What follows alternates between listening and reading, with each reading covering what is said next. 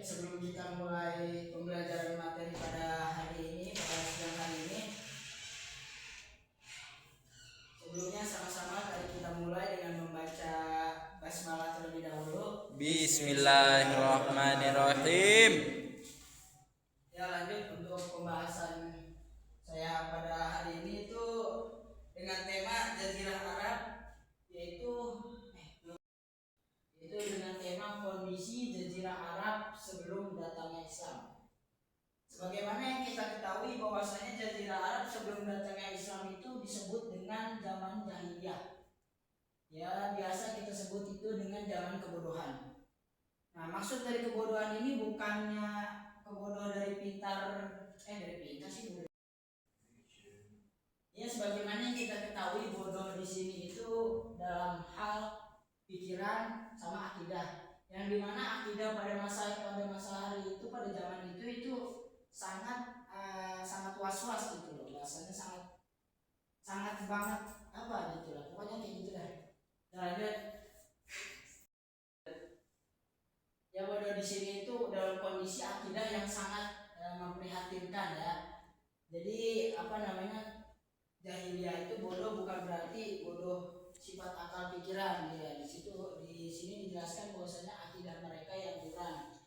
Sejujurnya pada masa jahiliyah itu mereka itu sangat pintar gitu bahasanya. Kenapa? Karena di zaman itu mereka mampu untuk menguasai strategi peperangan, terus perdagangan. Nah, makanya disebut jahiliyah di sini bukan disebut akal pikiran mereka, tetapi akidah yang melenceng itu bahasanya.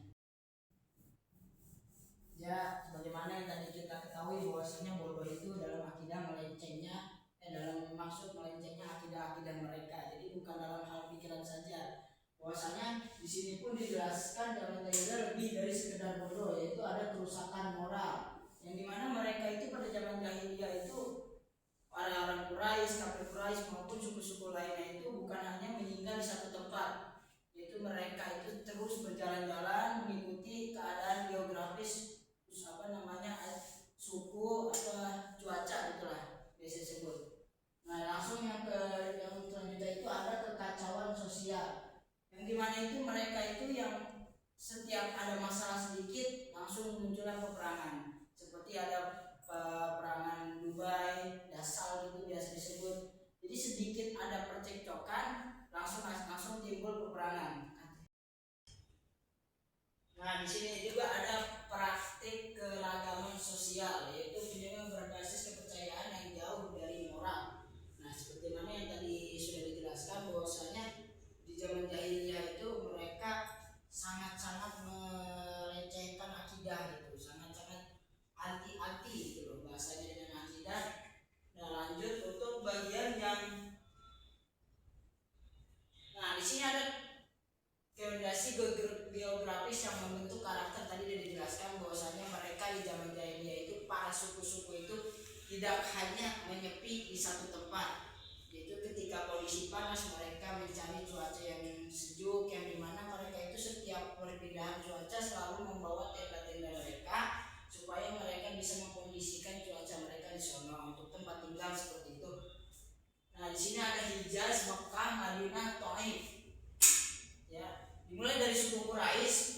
Pertama kali mereka itu bersendirilah berkata itu di Hijaz. Nah, karena mendengar mendengung dengan atas cuaca di sana, mereka mengkondisikan bahwasanya perdagangan itu dimulai awal. Nah, tadi sudah dijelaskan bahwasanya sistem kabilah mereka itu berpindah-pindah, tidak hanya berdiam diri di satu tempat. Selanjutnya itu ada kedudukan wanita rendah, ya, dimana di saat pada zaman itu wanita itu di sono sangat rendah gitu tingkat derajatnya.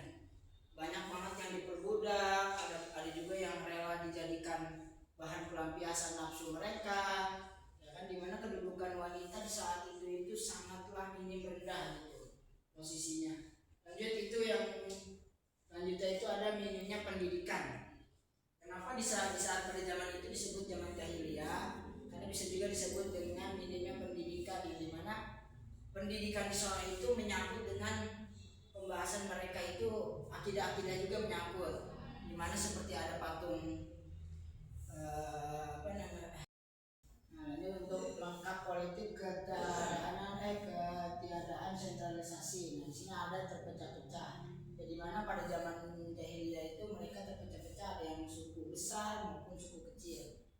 besar itu yang berisikan ratusan manusia. Nah, sedangkan yang suku-suku kecil itu hanya berisikan keluarga mereka sendiri, biasa disebut kayak gitu. Terus langsung dengan kepemimpinan lokal. Nah, tadi sudah dijelaskan bahwasanya setiap suku itu terbagi menjadi dua, ada yang besar dan ada yang kecil. Di setiap suku tersebut itu ada pemimpin mereka. Ya kan, ya, suku kecil itu ada keluarga, terdiri dari keluarga mereka sendiri, yaitu bisa disebut dengan laki-lakinya atau ayahnya gitu. Nah, untuk suku-suku besar itu seperti di zaman pada jahiliyah itu Umar bin Khattab itu sering dikenali dengan pemimpin yang sangat-sangat kejam, ya, itu memimpin suku yang besar yang di mana di dalamnya itu ratusan orang isinya. Lanjut, itu ada hukum adat. Nah, di zaman pada zaman jahiliyah itu hukum adat itu mereka dibuat-buat sendiri. Ya, hukum adat mereka itu mengikuti kepemimpinan mereka, di mana pemimpin mereka mengatakan ini, maka yang bawahannya pun harus mengikuti atas pembicaraan pemimpinnya itu. Lanjut, untuk pembahasan selanjutnya itu ada di sini ada persatuan yang dimana tadi sudah dijelaskan bahwa suku-suku mereka itu meskipun terpecah belah, meskipun terbagi beberapa golongan, tapi mereka tetap bersatu. Misalkan untuk strategi peperangan mereka bersatu untuk memimpin, strategi mengatur perdagangan pun juga bersatu-satu untuk mengatur strategi semuanya. Lanjut, untuk ada di sini ada pencerahan. Ya. Bagaimana yang disebut dengan zaman jahiliyah itu, yaitu zaman kurangnya pencerahan. Nah, makanya datanglah Islam untuk mencerahkan semuanya. Lanjut, untuk pendidikan moral. Nah, ini sama seperti yang tadi dijelaskan bahwasanya minimnya pendidikan di sana. Ya, biasa disebut dengan kebodohan, ya, seperti itu, minimnya pendidikan, kurangnya moralitas, kurang lebih seperti itu. Selanjutnya itu ada kondisi jazirah mereka itu gimana gitu. Maksudnya ada perdagangan. Perdagangan itu pusat alat vital untuk perdagangan itu berada di kota Mekah. Yang dimana di situ sangat banyak perdagangan dari suku-suku manapun. Dan yang kedua itu ada pertanian. Biasa disebut dengan tanah-tanah subur itu berada di kota Madinah, yaitu ada Yasrib, ada Hijaz, ada Yaman. Nah, di mana daerah tersebut itu tanahnya itu sangatlah subur dan bisa untuk menanam tanaman gitu. Maka disebut dengan daerah pertanian. Lanjut, yang ketiga itu ada penggembalaan. Penggembalaan itu di mana rata-rata suku Baduy itu menggembalakan unta, karena di zaman itu belum ada yang namanya sapi, belum ada yang namanya kerbau.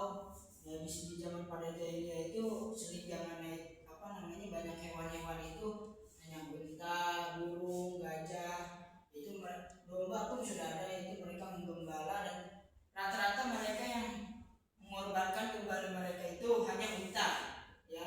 Domba itu mereka masih menyapak namakan atau masih memelihara gitu domba untuk melestarikan. Sering mereka menggembala itu yaitu unta sih, biasa disebut dengan unta.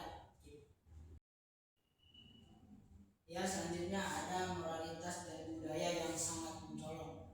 Yaitu yang pertama itu ada moralitas yang rusak, yang dimana itu isinya itu banyak kerusakan, baik berupa judi, zina, minum khamar, perdagangan budak, perampokan antar suku. Ya, jadi kerusakan yang sangat mencolok itu, lebih mencolok itu perbudakan, wanita, judi, dan mabuk-mabukan khamar, itu lebih mencolok. Nah, di sisi lain pula banyak juga nilai-nilai positif yang menarik, yaitu adanya kesetiaan kawan, terus juga kesetiaan dalam menjaga tamu, menjamu tamu, dan juga ada poin untuk keberanian mereka dalam menjaga kabilah-kabilah. Itu nilai-nilai positifnya seperti itu. Dan juga ada budaya yang kaya, yang dimana yang pertama itu mereka itu sangat sekali suka dengan menyiarkan syari, yaitu lagu-lagu, biasa disebut dengan lagu-lagu syari, biasa disebut dengan lagu atau syair dari sastra Arab yang sangat dihargai dan dikembangkan di daerah Ka'bah. Yang selanjutnya itu ada tradisi dan berbahasa sangat tinggi, menandakan kecerdasan verbal. Tadi sudah dijelaskan bahwasanya bodoh bukan berarti dalam sifat sikap mereka, yaitu dalam hidupnya akidah mereka. Ya, di sisi lain pula mereka sangat cerdas dalam menghafal, sangat mudah dalam mengingat. Ya, bukan berarti bodoh dalam pemikiran. Ya, mereka juga sangat mempunyai nilai-nilai positif, yaitu seperti yang saya jelaskan tadi, yaitu mudah menghafal, ingat kuat penghafalannya, keingatannya gitu, kecerdasan yang sangat-sangat verbal. Mungkin bisa dijelaskan seperti itu. Yang menyangkut ke materi terakhir, yaitu pagar baru di Jazirah Arab. Nah, di sini dijelaskan bahwasanya di tanah mereka itu full dengan tanah gandus atau biasa disebut gurun pasir. Ya, tadi sudah dijelaskan bahwasanya berpindah-pindah tempat. Jadi mereka itu bukan hanya berdiam diri di satu tempat, melainkan berpindah-pindah mengikuti cuaca geografis yang akan. Nah, bukan hanya untuk berpindah-pindah tempat, tetapi mereka itu di sono kayak kuat akan solidaritas pertemanan mereka, di mana ketika satu teman mereka ada percekcokan, langsunglah dirancang strategi untuk peperangan. Nah, itu ada dominasi yang berharga dalam konteks masuk dalam hadis kedatangan Islam, bukan hanya membawa strategi baru, melainkan juga sebuah peradaban yang mengubah Jazirah Arab dan kegelapan menuju cahaya. Nah, ini sudah masuknya Islam, Jazirah Arab itu sudah masuk ke Islam itu menjadi sebagaimana dijelaskan itu bahwasanya cahaya disebutkan sebagai cahaya. Ya, mungkin itu saja yang materi yang bisa saya sampaikan, kurang lebihnya itu mohon maaf. Kurang itu ada pada diri saya sendiri, lebihnya itu ada dari Allah Subhanahu wa taala. Ya, mungkin sekian. Apabila ada sanggahan ataupun pertanyaan dari para teman-teman, mungkin bisa ditanyakan. Ya, saya izin bertanya, Pak. Ya, baik. Ya, pertanyaan saya simpel sih, Pak. Tadi kan sudah dijelaskan ya. Kenapa masyarakat Jazirah Arab ini pada zaman jahiliyah ini sering berpindah-pindah tempat, tadi dijelaskan oleh Bapak. Itu mengapa, Pak?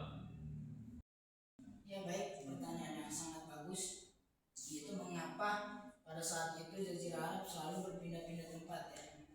Karena mereka berpindah-pindah tempat itu mengikuti perkembangan cuaca yang geografis, di mana ketika mereka berada di suatu tempat, misalkan tempatnya ini cuacanya panas, tidak memungkinkan untuk perdagangan seperti sayur-sayuran ataupun yang lain-lain yang bisa membuat cepat layunya tumbuhan. Nah, kalau mereka berada di tempat yang seperti itu terus-menerus, maka perdagangan mereka semakin lama akan semakin surut, semakin lama akan semakin hancur. Ya, bukannya naik tapi malah turun. Ya, mungkin ini saja yang bisa saya sampaikan. Saya Muhammad Rifki dari Kabilah Pasir Mabe, izin pamit mengundurkan diri. Kurang lebihnya mohon maaf. Wabillahi taufiq wal hidayah. Assalamualaikum warahmatullahi wabarakatuh. Waalaikumsalam warahmatullahi wabarakatuh.